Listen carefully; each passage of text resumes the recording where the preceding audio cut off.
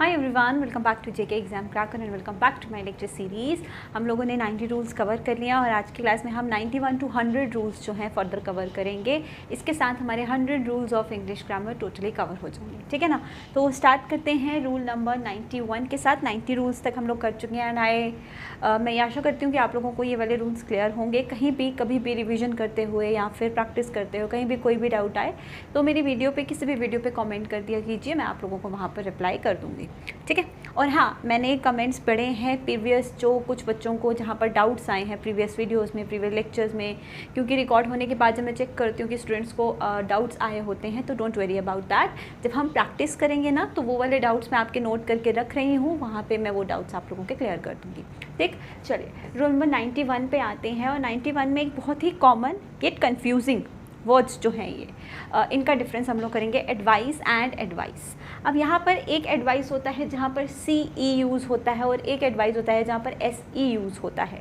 तो यहाँ पर इनमें क्या डिफरेंस है और कौन सा वाला कहाँ पर यूज़ करना चाहिए, इसकी यूजेज में काफ़ी स्टूडेंट्स को कन्फ्यूजन होती है। तो अभी हम लोग ये क्लियर करेंगे आप लोगों का कन्फ्यूजन, ठीक है ना। ध्यान से देखिएगा सब लोग।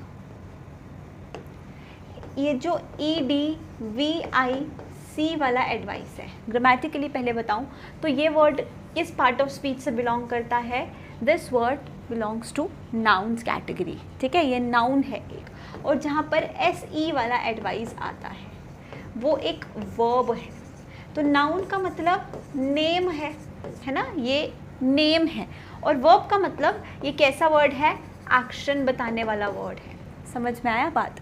तो एडवाइस का जनरली मतलब क्या होता है, सलाह, काउंसिल। तो जब हम सिर्फ नाम की बात कर रहे हैं कि ये मतलब मेरी सलाह ले लो, ये मेरी तुमसे सलाह है, सिर्फ सलाह word, council word, advice word, उस नाम की बात कर रहे हैं तो उस वक्त आप ये यूज़ करेंगे CE। लेकिन जब आप एक्शन परफॉर्म करने की बात कर रहे हैं, मैं तुम्हें एडवाइस दे रहा हूँ, ठीक है, उसने मुझे advice the, what ever it is. जब हम एक्शन की बात करते हैं, सजेस्ट करने की बात करते हैं, सलाह देने की बात करते हैं, उस वक्त हम ये वाला एडवाइस यूज़ करते हैं। As you can see here, advice मतलब गाइडेंस, सिर्फ नाम है उस चीज़ का। एडवाइस सजेस्ट करना या रेकमेंड करना। अब एग्जाम्पल्स देखते हैं जिससे हमको क्लियर होगा अच्छे से, ठीक है। He advised me to see a doctor. This is your example number 1. And example number 2, he gave me a piece of advice. ठीक है। अब यहाँ पर ध्यान से देखिएगा, एक में मैंने SE यूज़ किया है, एक में CE। ही का एक्शन क्या है, सलाह देना। ही का एक्शन एडवाइस करना, तो एडवाइज्ड मी। और इस एडवाइस को हम लोग 3 फॉर्म्स ऑफ वर्ब में भी लिख सकते हैं, बिकॉज ऑब्वियसली ये एक वर्ब है, एडवाइस, एडवाइज्ड, एडवाइस। अब यहाँ पर आ जाते हैं, ही का एक्शन क्या है, क्या करना, देना, गेव, ठीक है। क्या दिया, एडवाइस दी, सलाह दी, ठीक है। एक्शन ये है और उस एक्शन जो वो एक्शन कर रहा है उसका नाम क्या है, क्या चीज़ दी है, एडवाइस दी है। तो यहाँ पर ये क्या हुआ, एक नाउन हुआ।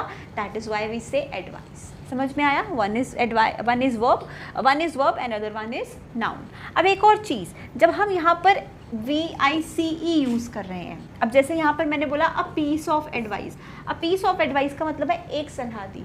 अब किसी ने मुझे 2 सलाह दी हैं, 3 दी हैं, तो मैं कैसे बोलूँगी, क्या मैं ऐसे बोल सकती हूँ, he gave me 3 advices, he gave me 4 advices? नहीं बोल सकती हूँ। क्यों नहीं बोल सकती, क्योंकि एडवाइस जो नाउन है, CE वाला एडवाइस है, ये एक नॉन काउंटेबल नाउन है, जिसे हम अनकाउंटेबल नाउन बोलते हैं। और अनकाउंटेबल नाउन के साथ हम 1 2 3 4 नहीं लगा सकते।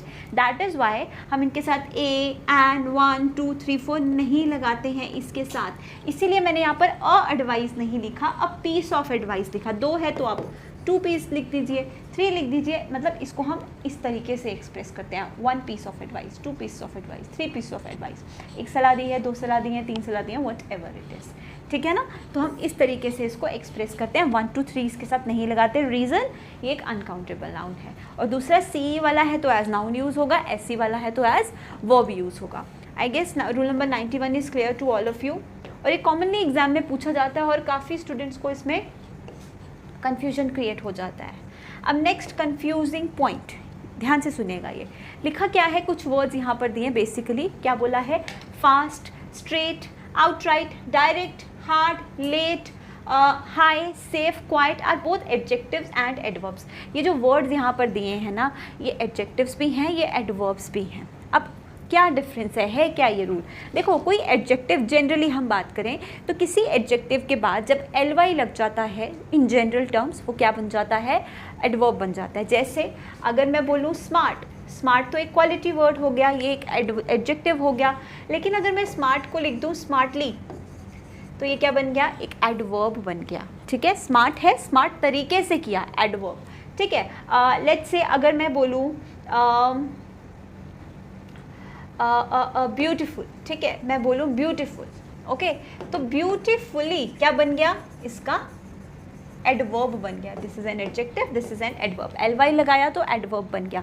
लेकिन कुछ वर्ड्स ऐसे होते हैं जिनके आगे ly नहीं लगता, वो एज इट इज़ बिहेव करते हैं as adjectives and as adverbs. उनका यूज सेंटेंस में कैसे हो रहा है ये हमें बताएगा कि वो एडजेक्टिव है या एडवर्ब है। जैसे फास्ट की एग्जाम्पल ली, तो फास्ट तो हो गया एक क्वालिटी वर्ड, एडजेक्टिव। अब मुझे इसको एडवर्ब बनाना होगा तो मैं क्या बोलूँगी, फास्टली? नहीं, एज एडवर्ब भी ये क्या रहेगा, फास्ट रहेगा। तो ये कुछ एक्सेप्शंस हैं। ठीक है, अब देखो ध्यान से। अब एडवर्ब और एडजेक्टिव के बारे में तो सबको पता है, मैंने प्रीवियस क्लास में भी क्लियर किया था। आई गेस ये आपको क्लियर होगा, एडवर्ब क्या है, एडजेक्टिव क्या है। इफ़ नॉट तो देखो, एडजेक्टिव होता है नाउन के बारे में बताने वाला कि नाउन कैसा है। ठीक है, अच्छा है, बुरा है, लंबा है, छोटा है, व्हाटएवर। ठीक है, उसके बाद जो एडवर्ब होता है वो वर्ब के बारे में आपको मेजरली बताता है कि कोई एक्शन हुआ, कहाँ हुआ, कैसे हुआ, किस समय हुआ, किस तरीके से हुआ, कितनी बार हुआ। ये होते हैं आपके एडवर्ब्स। ठीक है ना। अब ये जो वर्ड्स मैंने बोले ये एडजेक्टिव्स भी हैं, एडवर्ब्स भी हैं। अब कैसे एडजेक्टिव्स और एडवर्ब्स हैं, जैसे हम फास्ट वाली एग्जांपल पहले लेते हैं, बाकी हम बाद में करेंगे। ठीक है, लेट्स से मैं बोलूँ he is very fast, he runs fast. Now if I ask कि यहाँ भी फास्ट है, यहाँ भी फास्ट है, लेकिन इन दोनों में से एक एडजेक्टिव की तरह यूज़ हुआ है, एक एडवर्ब की तरह यूज़ हुआ है, तो क्या आप डिफ्रेंशिएट कर पाएंगे कौन सा एडजेक्टिव है, कौन सा एडवर्ब? तो हमें पता है जो एडजेक्टिव होता है वो नाउन या प्रोनाउन के लिए लगता है, राइट। तो यहाँ पर ही जो है उसको फास्ट बोला गया कि he is fast, he is very fast. तो ये फास्ट किसके लिए लगा है? ही के लिए। ही क्या है? एक प्रोनाउन है, तो मतलब ये वाला फास्ट क्या हुआ? एक एडजेक्टिव हुआ स्टूडेंट्स। अब यहाँ पे आता है इधर सेकेंड सेंटेंस में, ही रन्स फास्ट। अब ही फास्ट है या ही जो रन कर रहा है, जो एक्शन कर रहा है वो फास्ट है? ऑब्वियसली ही का जो रनिंग है वो फास्ट है।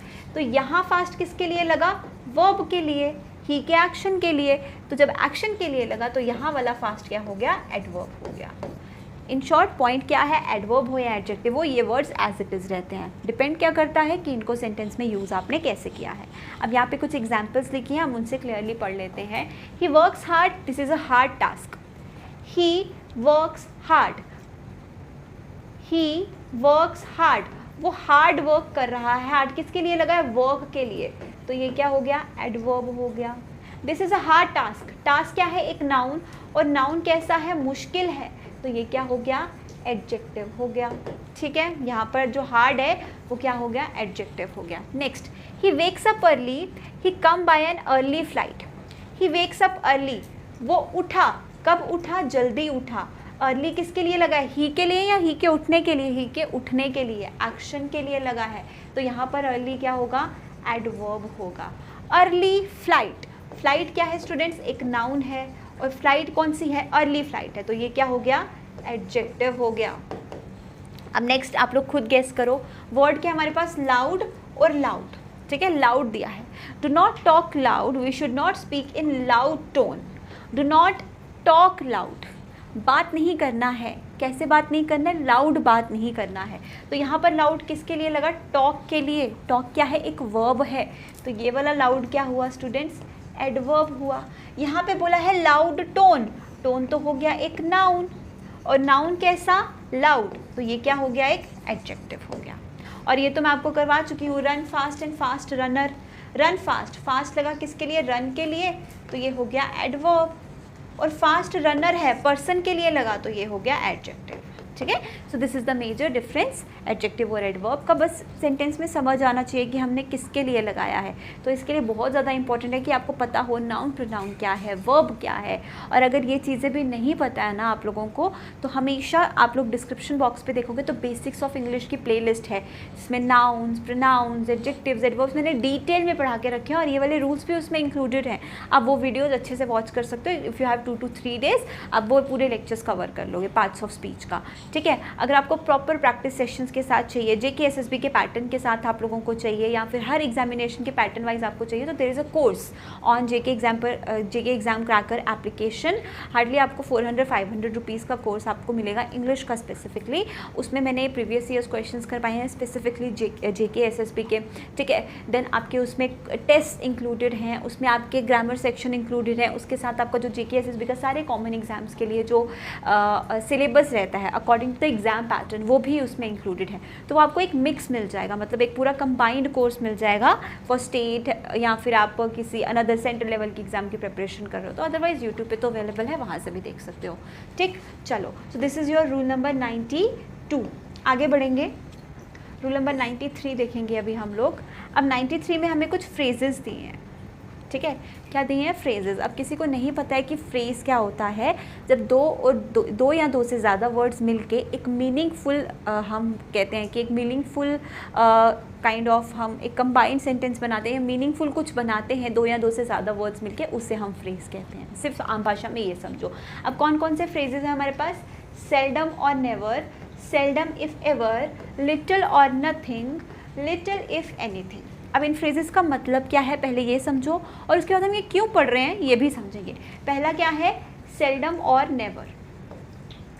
सेल्डम और नेवर का हिंदी में मतलब क्या होता है? मैं इधर लिख देती हूँ। इसका मतलब होता है शायद, कभी नहीं, ठीक है। उसके बाद नेक्स्ट है सेल्डम इफ एवर, उसके बाद है लिटिल और नथिंग, और उसके बाद है little if anything.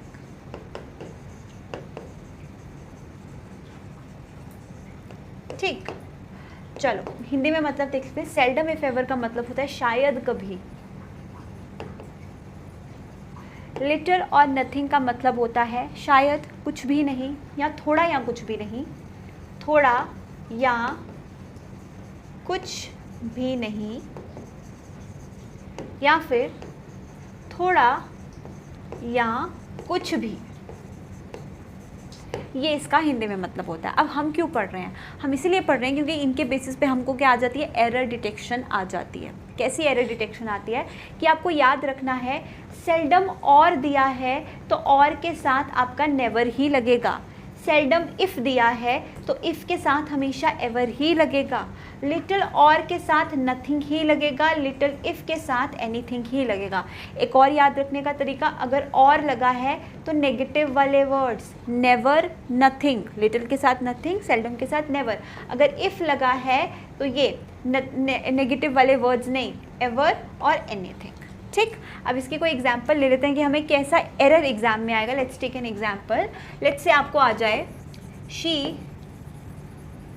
Seldom or ever comes to parties, ठीक है। वो शायद कभी नहीं पार्टीज़ में जाती है, ठीक है। यहाँ पार्टीज़ में कभी नहीं जाती है, ऐसा कुछ करके वो शायद पार्टीज़ में कभी नहीं जाती, कुछ ये करके आपको सेंटेंस आ गया। अब आपको एग्जाम में बोल दे कि find out the error in the sentence, correct this sentence, तो क्या करोगे आप लोग? तो आप लोगों को पता है कि जब सेल्डम और है तो सेल्डम और के साथ एवर नहीं आता, क्या आता है? नेवर आता है। तो इस तरीके से आप ये फ्रेजेस को ध्यान में रखेंगे और अकॉर्डिंगली आप लोग एरर करेक्शन करेंगे, ठीक। ये सबको क्लियर हो गया रूल नंबर 93। तो आगे बढ़ेंगे हम लोग, रूल नंबर 94 समझेंगे। तो ये रहा आपका रूल नंबर 94। देखो और पढ़ो ध्यान से क्या बोला है। With verbs of sensation, verbs of sensation like taste, smell, feel, appear, seem, sound, look, जो हमारे सेंसेस एक्सप्रेस करते हैं, ऐसे एक्शन वर्ड्स जैसे टेस्ट करना, देखना, सुनना, महसूस करना, ठीक है, वो सारे जो सेंसेशन वाले होते हैं उनके साथ हम एडवर्ब्स नहीं लगाते, कैसे नहीं लगाते। अब देखो मैं कुछ सेंटेंसेस लिखती हूँ और आप लोग देखना कि क्या वो सेंटेंसेस सही हैं या गलत हैं, ठीक है। मैं लिखूँ this dish smells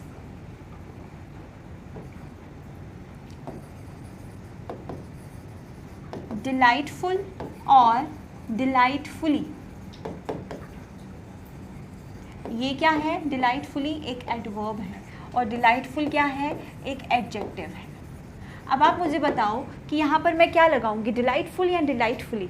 so you always say ma'am delightful आएगा, डिलाइटफुली नहीं आएगा। क्यों? बट स्मेल्स के बारे में बोला कि ये डिश जो है ऐसा स्मेल कर रही है, स्मेल तो एक वर्ब है, तो यहाँ पर हम डिलाइटफुली क्यों नहीं लगा रहे हैं? ऐसा इसीलिए नहीं लगा रहे कि जो वर्ब्स ऑफ सेंसेशन होते हैं उनके लिए हम एडवर्ब्स नहीं लगाते, हम सिंपली कहेंगे डिलाइटफुल। समझ में आया? ही लुक्ड एंग्री और एंग्रीली, ये आपका एडवर्ब है, ये आपका एडजेक्टिव है एंग्री, ठीक है। अब बताओ क्या लगेगा? ही लुक्ड एंग्री और he looked angrily. You always say ma'am angry लगेगा, लेकिन लुक के साथ तो एडवर्ब लगाते हैं। ऐसा क्यों? क्योंकि लुक भी एक वर्ब ऑफ सेंसेशन है। तो वर्ब ऑफ सेंसेशन के साथ ये चीज़ें बड़ी कॉमन है और आप लोग देख के ही बता सकते हो, जस्ट कि जिसको नहीं पता है उसको पता होना चाहिए, है ना। तो ये वाले जो वर्ब्स ऑफ सेंसेशन होते हैं इनके साथ you do not use adverbs, बस इतना रूल है, ठीक। So rule number 94 is clear to all of you. आगे बढ़ेंगे, रूल नंबर 95 देखेंगे सब लोग।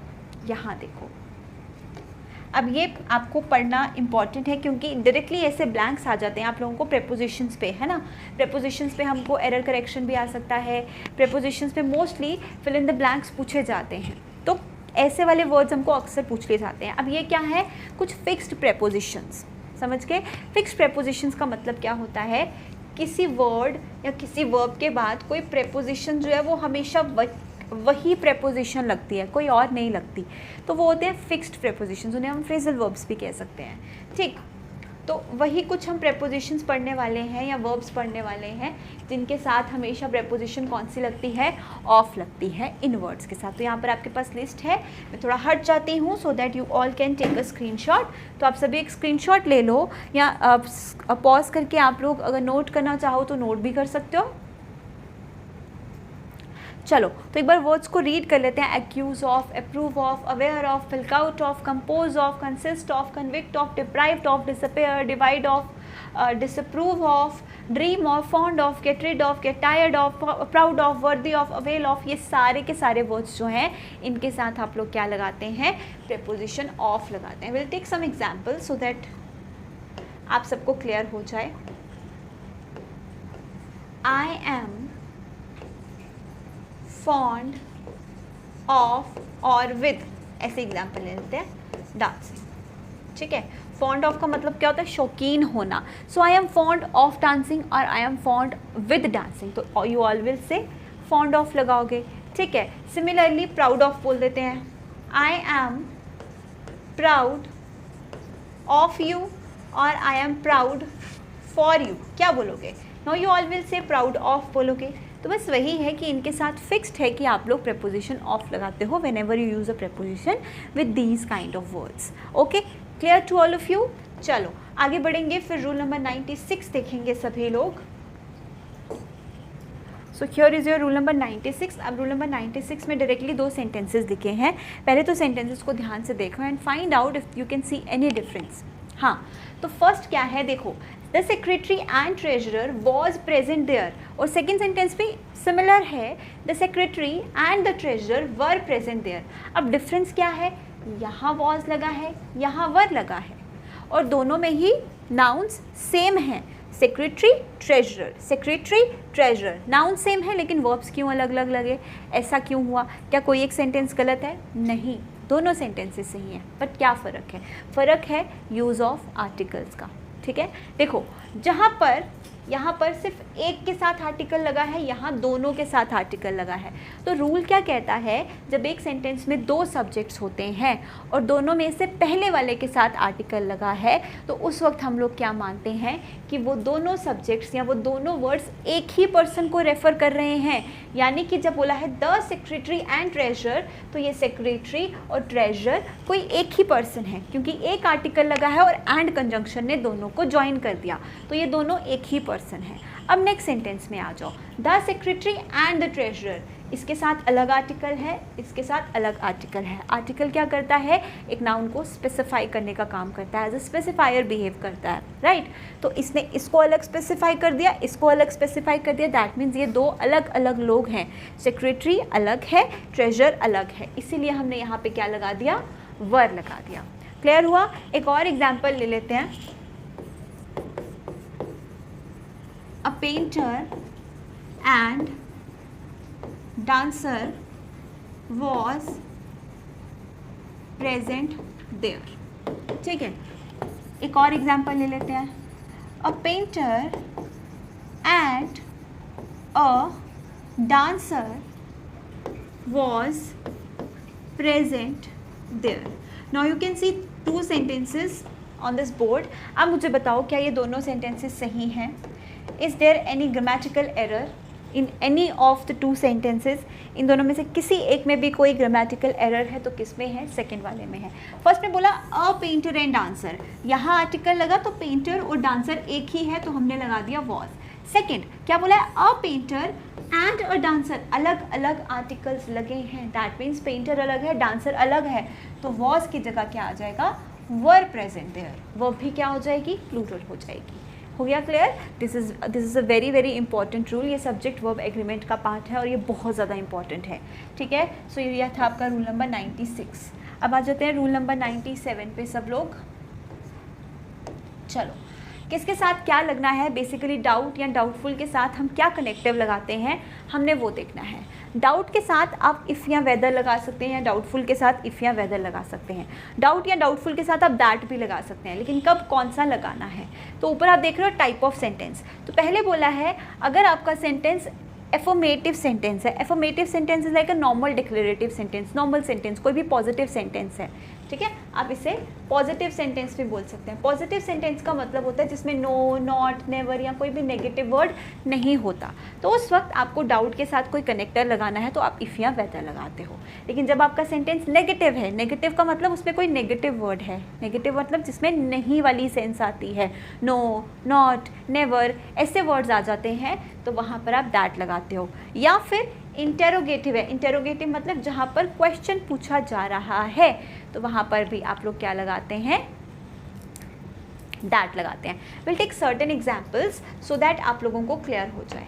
देखो example number 1, I have a doubt if he will call me, sorry dash he will call me, ठीक है। आई गेस मैंने आंसर बोल ही दिया है, पर चलो फिर भी, I do not have a doubt dash he will call me. And sentence number 3, are you doubtful dash he will call you, question mark। now find out कि किस में क्या लगेगा। आपके पास तीनों को फिल करने के लिए ऑप्शंस क्या हैं, if, whether और that, ये तीन ऑप्शंस हैं। आप इन तीनों में से जो भी आपको सूटेबल लगता है, जिस भी ब्लैंक में आप लोग लगा सकते हो। तो पढ़ो सेंटेंस नंबर 1, क्या बोला है, आई have a doubt dash he will call मी। क्या ये sentence I have a doubt, क्या ये वाला जो सेंटेंस है जहाँ पर डाउट यूज़ हुआ है, क्या वो नेगेटिव है, नहीं। क्या वो इंटेरोगेटिव है, नहीं। फुल स्टॉप से एंड हो रहा है। तो जब वो एक एफर्मेटिव सेंटेंस है तो आप यहाँ पर इफ़ भी लगा सकते हो, आप वेदर भी लगा सकते हो। मतलब आप क्या बोलोगे, I have a doubt if he will call me, और I have a doubt if he would whether he will call me. Alright, next sentence, I do not have a doubt, मतलब ये सेंटेंस क्या है, negative. जब negative हो गया तो क्या लगाते हैं, दैट लगाते हैं। यहाँ पर लिखा है है ना, आप ये नोट कर सकते हो. I do not have a doubt that he will call me. Next, are you doubtful dash he will call you. अब आ गया question mark. When the sentence is interrogative, again आप लोग क्या use करते हो, that use करते हो. Are you doubtful that he will call you.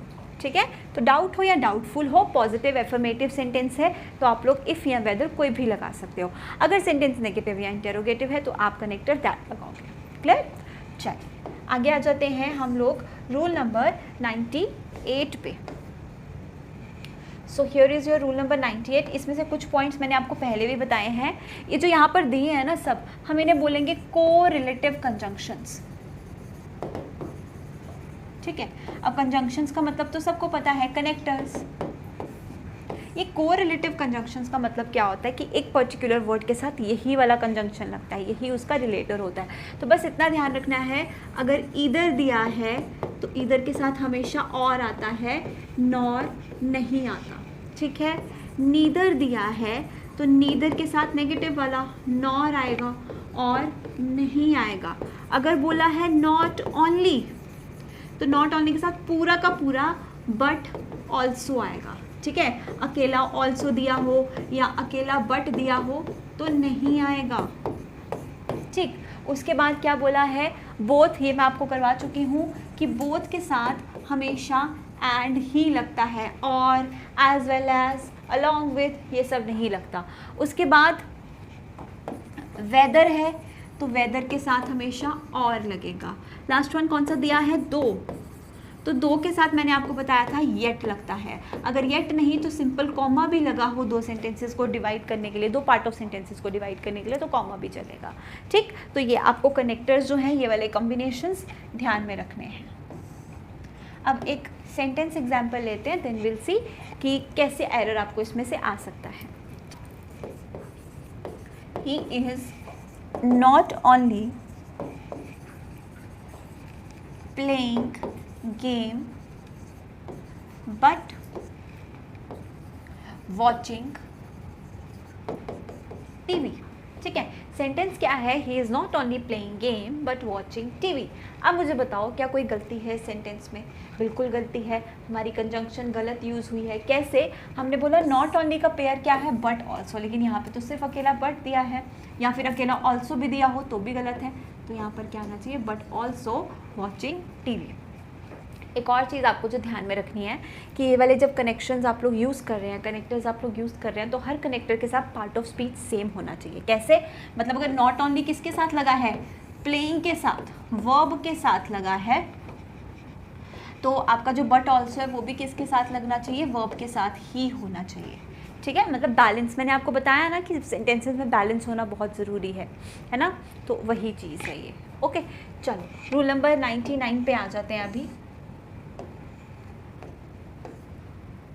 Rule number 99. अब मुझे एक चीज़ बताओ, मैंने आपको लिटल और फ्यू का डिफरेंस करवा चुकी हूँ, है ना. मैंने आपको बताया लिटल लगता है किसके लिए, अनकाउंटेबल नाउन्स के लिए. यानी कि ये क्या बताता है, क्वांटिटी बताता है, अमाउंट बताता है. और जो आपका फ्यू है वो लगता है काउंटेबल नाउन्स के लिए, यानी कि ये क्या बताता है, नंबर बताता है. तो अगर सेंटेंस में मैं लिटिल लगाऊं या क्वांटिटी लगाऊं, मतलब ये दो वर्ड्स में से कोई भी एक लगाऊं तो बात तो वही है, लिटिल भी क्वांटिटी बता रहा है और क्वांटिटी वर्ड वैसे ही क्वांटिटी बताता है. फ्यू लगाऊं या नंबर लगाऊं तो पता है दोनों वर्ड्स नंबर ही बताते हैं काउंटेबल नाउन्स के लिए, तो दोनों में से कोई भी लगा सकती हूँ. अब पॉइंट क्या है कि क्वांटिटी वर्ड और लिटिल वर्ड एक साथ एक सेंटेंस में नहीं आएगा क्योंकि दोनों का मीनिंग सेम है. नंबर वर्ड और फ्यू वर्ड एक साथ सेंटेंस में नहीं आता क्योंकि अगेन इसका मीनिंग बिल्कुल सेम है. तो जैसे यहाँ एग्जाम्पल देखो, अगर आपको सेंटेंस में ऐसा दे दिया हो, little quantity of food was wasted, तो लिटिल और क्वांटिटी दोनों वर्ड्स का मतलब ऑलमोस्ट सिमिलर है, तो will not say little quantity, हम लोग क्या बोलेंगे, स्मॉल क्वांटिटी ऑफ. मतलब लिटिल के साथ क्वांटिटी नहीं लगाना है, फ्यू के साथ नंबर नहीं लगाना, इंस्टेड आप क्या लगा सकते हो, इसकी जगह स्मॉल लगा सकते हो, small number of, small quantity of, ऐसा करके. जैसे मैं ऐसा बोल दूँ, few number of players were absent. Few number of players were absent. तो अगेन फ्यू और नंबर एक साथ नहीं आएगा, फ्यू हटा के उसकी जगह क्या लगाओगे, स्मॉल लगाओगे. तो you will say small number of players who are absent. ठीक. So this is your rule number 99. Again a very important rule. Next, last rule. A very confusing and important. ठीक है, confusing भी है और important भी है. ये जो यूजेज है विच और दैट का, तो पहले इसके बीच में हम लोग बेसिक डिफरेंस सीखेंगे. क्या लिखा है? In restrictive clause we use that and in non restrictive clause we use which. अब ये रिस्ट्रिक्टिव और नॉन रिस्ट्रिक्टिव का मतलब क्या है? देखो, जिस भी एंटीसीडेंट के साथ, ठीक है, या जिस भी पर्टिकुलर वर्ड के साथ या क्लॉज के साथ आपका दैट लगा है, ठीक है, और उसके आगे जो इंफॉर्मेशन ऐड की गई है, अगर वो इंफॉर्मेशन इम्पॉर्टेंट है, ठीक है, जिस भी वर्ड के साथ दैट लगा है और दैट के साथ जो एक्स्ट्रा इन्फॉर्मेशन दी गई है, दैट या विच लगा है सॉरी, और उसके साथ जो भी एक्स्ट्रा इन्फॉर्मेशन दी गई है, अगर वो इन्फॉर्मेशन उसमें सेंटेंस में, उस पूरे सेंटेंस में इम्पॉर्टेंट है, ठीक है, उस इन्फॉर्मेशन की वैल्यू है, तो हम दैट लगाएंगे. ठीक है, हम क्या लगाएंगे? दैट लगाएंगे. और अगर वो इन्फॉर्मेशन इतनी ज़्यादा इंपॉर्टेंट नहीं है, मतलब अगर आप वो वाला पार्ट हटा भी दो तो फिर भी सेंटेंस मीनिंगफुल रहेगा, तो हम विच लगाएंगे. या फिर सिंपल वर्ड्स में देखा जाए, जब आपका नॉन रिस्ट्रिक्टिव क्लॉज, देखो क्या लिखा है, the song that you performed right before intermission is my favourite. वो सॉन्ग जिस पे तुमने परफॉर्म किया था, ठीक है. अब द सॉन्ग बोला, द सॉन्ग कौन सा सॉन्ग? स्पेसिफाई तो करना पड़ेगा कौन सा वाला सॉन्ग. वो वाला सॉन्ग जिस पे तुमने परफॉर्म किया था वो मेरा फेवरेट है. तो ये सेंटेंस के लिए हमारे पास इंफॉर्मेशन कौन सी इंपॉर्टेंट है? ये वाली, कि हम किस सॉन्ग की बात कर रहे हैं जो उसने इंटरमिशन से पहले परफॉर्म किया था, उस सॉन्ग के बारे में बात की जा रही है. मतलब ये जो दैट के साथ जो इंफॉर्मेशन ऐड हो रही है, वो इंफॉर्मेशन क्या है? इम्पॉर्टेंट है, to make this sentence clearful. Otherwise हमें कैसा पता चलेगा कि हम कौन से सॉन्ग की बात कर रहे हैं, है ना? तो दैट जो है हमेशा इंपॉर्टेंट इंफॉर्मेशन ऐड करता है, तो इसीलिए उस वक्त हम लोग दैट लगाते हैं जब इंफॉर्मेशन इंपॉर्टेंट नहीं है. For example, these pair of pants which no longer fit me should be given away. अब ये वाला पार्ट, ये वाला पेयर ऑफ पैंट, ये जो पेयर ऑफ पैंट है ये दे देना चाहिए. अब यहाँ पर लिख दिया which no longer fits me, जो मुझे फिट नहीं होता, ये लगाओ या नहीं लगाओ इज़ नॉट दैट इम्पॉर्टेंट. ठीक है, जब unimportant part of sentence add हो रहा है और उसके साथ हमें दैट या विच यूज़ करना है, तो हम विच का यूज़ करते हैं, ना कि दैट का यूज़ करते हैं. एक और चीज़, जब यहाँ पर क्या आ जाता है? कॉमा आ गया, ठीक है, कॉमा आ गया तो भी विच लगेगा.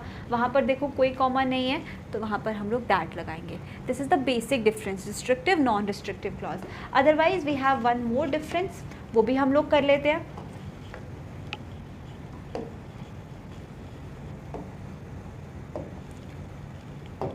चलिए, एक और डिफरेंस है जो हम पढ़ लेते हैं.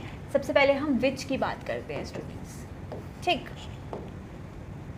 तो जब हम विच का यूज़ एज रिलेटिव प्रोनाउन करते हैं, तो विच को हम पर्सन्स के साथ कब लगाते हैं?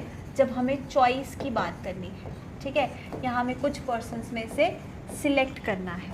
अदरवाइज विच को हम किसके साथ लगाते हैं? नॉन लिविंग थिंग्स के साथ. ठीक, समझ आया? पर्सन के साथ only in case of choice, और नॉन लिविंग थिंग्स जो हैं उसके साथ हम एज अ रिलेटिव प्रोनाउन हम विच लगाते हैं. एग्जाम्पल्स लेते हैं. ठीक है, I don't know which servant is absent. ठीक है, मुझे नहीं पता कौन सा सर्वेंट एब्सेंट है. सर्वेंट बहुत सारे और उनमें से कौन सा वाला है, मतलब ज़्यादा में से कोई एक एब्सेंट है, ज़्यादा में से कोई एक को सिलेक्ट करने की बात हो रही है, मुझे नहीं पता कौन सा है. तो जब आपके सेंटेंस में कौन सा वाली सेंस आती है ना, कि इसमें से कौन सा है, पर्सन्स में से या फिर नॉन लिविंग्स में से भी, तो आप विच लगा रहे हो. ठीक, उसके बाद नॉन लिविंग थिंग्स के साथ, for example, this book which I bought yesterday is of no use.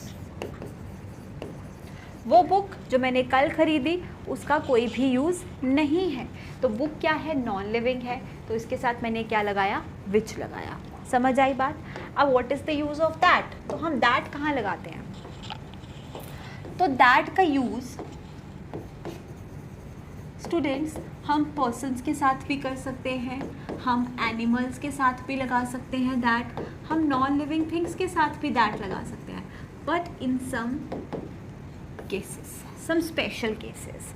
ठीक है, केस नंबर 1, जब आपको क्या दिया हो, सुपरलेटिव डिग्री दिया हो, किसी भी नाउन जिसके साथ आपको दैट लगाना है, अगर उसके साथ सुपरलेटिव डिग्री है तो आप क्या लगाएंगे, दैट लगाएंगे। अदरवाइज आप हु, हुम, विच ऐसा लगा सकते हैं। In which case, in case of persons. I write 2 examples here, 2 to 3 examples मैं लिखूंगी। ठीक है, तो उससे आपको क्या होगा, आपको डिफरेंस क्लियर हो जाएगा। तो चलो एग्जाम्पल नंबर 1 लिखते हैं। The boy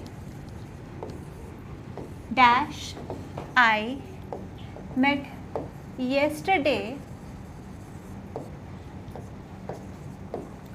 was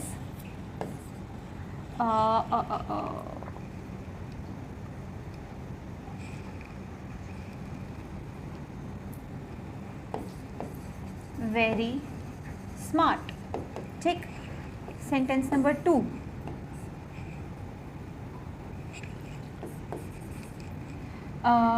the latest book dash I purchased was very expensive। ठीक है, next, the book dash I purchased was very expensive. ये अगेन सेम लिखा मैंने। अब यहाँ पर देखो और मुझे समझाओ कहाँ क्या आना चाहिए। हम इधर आते हैं थर्ड एग्जाम्पल पे। The book dash I purchased yes was very expensive, ये सिमिलर है। ठीक है, तो the book simple non living है, हम क्या लगाएंगे, विच लगाएंगे। अब नॉन लिविंग थिंग के साथ क्या लगी है, सुपरलेटिव डिग्री, तो यहाँ पे क्या लगाएंगे, दैट लगाएंगे। देखो दोनों सेंटेंसेस सेम है, एक के साथ सुपरलेटिव डिग्री लगी है, एक के साथ नहीं लगी है, तो जब सुपरलेटिव डिग्री लगी है विच की जगह दैट लग जाएगा। समझ आया। अब यहाँ पे पर्सन है, the boy dash I met yesterday was very important. The boy whom I met yesterday, क्योंकि पर्सन्स के साथ तो हम who और whom लगाते हैं, तो हम पर्सन्स के साथ दैट कब लगाएंगे, तब लगाएंगे जब पर्सन्स के साथ क्या होगी, सुपरलेटिव डिग्री। ठीक है, ऐसा लिख दूँ, the coolest boy, let's say अभी सिर्फ समझने के लिए, the coolest boy dash I met yesterday was very smart. अब कूलेस्ट बॉय बोला है तो क्या लग जाएगा, दैट लग जाएगा। समझ आई ये चीज़। तो in such cases you use that in place of who, whom और विच। पर्सन्स के साथ जनरली क्या लगता है, हु, हुम, लेकिन जब पर्सन्स के साथ सुपरलेटिव डिग्री दिया है तो आप दैट लगाओगे। डन। दूसरा, नॉन लिविंग थिंग्स के साथ हम जनरली विच लगाते हैं, लेकिन जब सुपरलेटिव डिग्री दिया है तो उस वक्त भी आप नॉन लिविंग थिंग्स के साथ क्या लगाओगे, दैट लगाओगे। एक और पॉइंट, जब आपको सेंटेंस में ऐसे वर्ड्स दिए हैं like little, few, much, most, everything, anything, something, nothing, ऐसे वर्ड्स भी दिए हों तो in these cases you also use that. Example देखो फटाफट यहाँ पर, the little money dash he had was given to his child। ठीक है, the little money dash he had was given to his child. अब money is non living, money के साथ हमें विच लगाना चाहिए, लेकिन विच के साथ क्या लगाया, सॉरी मनी के साथ यहाँ क्या लगाया, लिटिल, तो in this case also you use that. ठीक है, इसी तरीके से वैसे वर्ड्स दिए होंगे तो आप दैट लगाओगे, विच नहीं चूज़ करोगे। Alright, so this is the major difference between that and which. ये छोटी छोटी चीज़ें एकदम से नहीं आएंगी, ये विद प्रैक्टिस ही आएंगी, एंड विद प्रैक्टिस आप लोगों को अच्छे से समझ में आएगा कि कौन सी चीज़ को कैसे करना और डिफ्रेंशिएट भी कर पाओगे। ऑलराइट, और इसी के साथ हमारे 100 रूल्स, जो 100 रूल्स हैं इंग्लिश ग्रामर के, कवर हो गए हैं। अगर आप लोगों ने ये 100 रूल्स पढ़ लिए ना तो आप लोगों को, मतलब मैं कहती हूँ कि मोस्ट ऑफ द ग्रामर जो है इंग्लिश ग्रामर आप लोगों की कवर हो जाएगी, क्योंकि इसी से बाकी चीज़ें निकल कर आती हैं। ठीक है, इतना कर लोगे तो विद प्रैक्टिस जैसे करते जाओगे तो आप लोग बाकी चीज़ें भी समझते जाओगे। And don't worry, practice sessions भी हम लोग जल्दी कवर करेंगे, ठीक है। और जैसे मैंने आपको बताया कि मैं आप लोगों के लिए करंट अफेयर्स पहले करवाऊंगी, तो I start current affair sessions, फिर उसके साथ साथ आपके इंग्लिश के प्रैक्टिस सेशंस भी स्टार्ट कर देंगे। एंड वी होप कि जल्दी से जल्दी एग्जाम्स आ जाएँ ताकि आप लोग भी बिजी हो जाओ। ऑलराइट, अदरवाइज अपनी प्रिपरेशन तो रखो ही आप लोग, ठीक है स्टूडेंट्स। तो किसी को कोई डाउट होगा you can tell me in the comment section, मैं आप लोगों के कॉमेंट्स रीड करती हूँ, और जो भी डाउट्स आप लोग कहते हो, जैसे कि मैंने कहा, मैं आपको प्रैक्टिस सेशंस में कवर करवाऊंगी, ठीक है। तो मिलते हैं नेक्स्ट क्लास में, टेक केयर, बाय बाय।